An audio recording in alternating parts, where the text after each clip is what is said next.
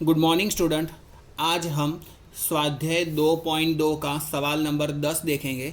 स्वाध्याय 2.2 के सवाल नंबर 10 के अंदर लिखा हुआ है कि एक शहर के परिवार में परिवहन चालक सदस्यों की संख्या एवं उनका साप्ताहिक पेट्रोल उपयोग के बीच के संबंधों का अध्ययन करने हेतु निम्न सूचना दी गई है, जिसमें लिखा है परिवहन चालक सदस्यों की संख्या और साप्ताहिक पेट्रोल का उपयोग। लीटर में लिखा हुआ है पेट्रोल का उपयोग, तो संख्या दी हुई है 3, 5, 2, 4, 3, 6, 1। ये सब छोटी छोटी संख्या, मतलब कि छोटी संख्या दी है जिसको हम x मानेंगे। ये x का मान है जो छोटी संख्या दी हुई है। और साप्ताहिक पेट्रोल का उपयोग 11.5, 21, 14.5, 15.5, 7, 22.5 और 10 दिया हुआ है। और हमें क्या करना है, इस जानकारी के आधार पर परिवहन चालक सदस्यों की संख्या एवं पेट्रोल के उपयोग के बीच का सहसंबंधक प्राप्त करना है। तो यहाँ पर हमें पेट्रोल का उपयोग जो दिया है वो पॉइंट में दिया हुआ है स्टूडेंट। और अगर हमें कोई चीज पॉइंट में दी हुई है तो उसको किस तरीके से हल करना है वो हम ये सवाल के अंदर देखेंगे।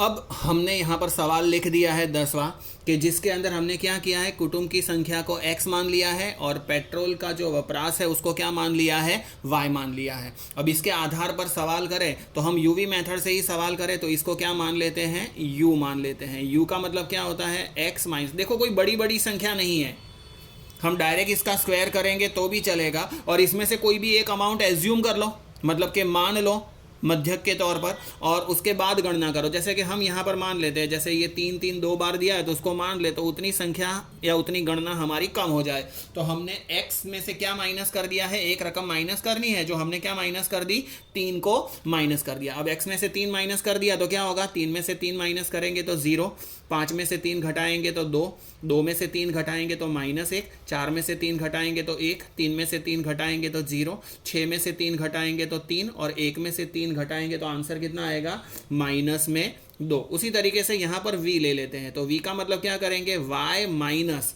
अब यहाँ पर ध्यान में रखना क्या है कि यहाँ पर संख्या जो दी है वो पॉइंट में दी हुई है।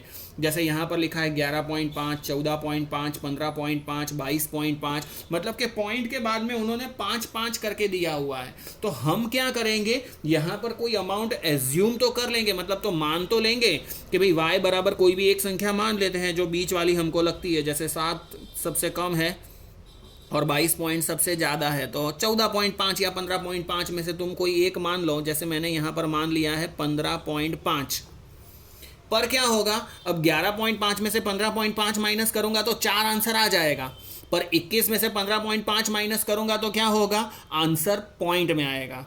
21 में से 15.5 माइनस करूंगा तो आंसर किसके अंदर आएगा, पॉइंट के अंदर आएगा, 5.5 आंसर आएगा। तो अब हमें पॉइंट में आंसर नहीं चाहिए, क्योंकि पॉइंट में आंसर आएगा फिर आगे गणना करने में ज़्यादा दिक्कत हो या ज़्यादा प्रॉब्लम समस्या आ जाए। उससे बेटर है कि हर बार पॉइंट के पीछे 5 लिखा हुआ है तो हम क्या करेंगे, यहाँ पर जो संख्या है उसको 0.5 से भाग देते हैं।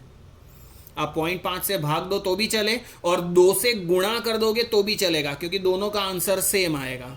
मतलब कि 11.5 में से अब 15.5 माइनस करो तो आंसर कितना आया, 4। और 4 को आप 0.5 से भाग दोगे तो आंसर कितना आएगा, -8। और अगर आप 2 से गुणा करते हो तो भी तुम्हारा आंसर क्या आएगा, सेम ही रहेगा। जैसे 11.5 में से 15.5 माइनस कर दो, आंसर कितना आया, 4। और 4 को फिर 2 से गुणा कर दो तो आंसर कितना आएगा, -8। मतलब तुम 2 से, या पूरी संख्या को, ये वाले ब्रैकेट को 2 से गुणा करो या तो फिर 0.5 से भाग दो, तो आंसर कैसा रहेगा, नीचे सेम रहेगा। और फायदा ये होगा कि हमारा कोई भी आंसर पॉइंट में नहीं आएगा, कि जिसकी वजह से हम गणना आगे आसानी से कर पाएंगे। तो ऐसे ही आगे देखें तो 21 में से 15.5 माइनस करोगे तो 5.5, 5.5 को 0.5 से भाग दोगे तो आंसर कितना आएगा, 11।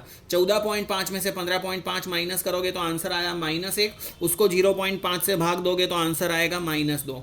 15.5 में से 15.5 माइनस करोगे तो 0। 7 में से 15.5 माइनस करोगे तो आंसर कितना आएगा, 8.5 माइनस में, उसको 2 से गुणा कर दोगे तो आंसर आएगा -17। 22.5 में से 15.5 माइनस करोगे तो आंसर कितना आएगा, 15.5। 22.5 में से 15.5 क्या कर देंगे, माइनस कर देंगे और उसको क्या कर देंगे फिर 0.5 से भाग देंगे। तो आंसर कितना आएगा 14। 10 में से 15.5 माइनस करोगे और उसको 0.5 से भाग दोगे तो आंसर कितना आएगा -11।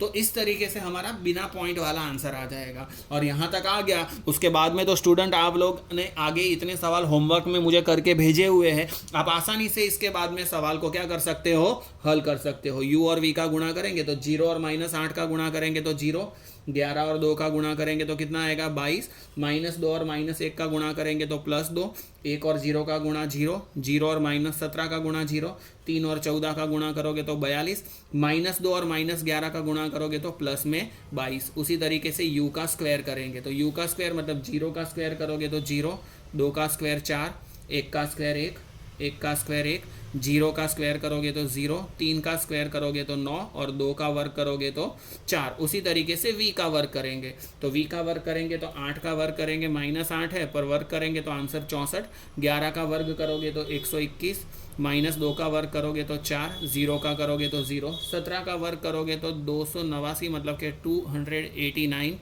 14 का वर्ग करोगे तो 196,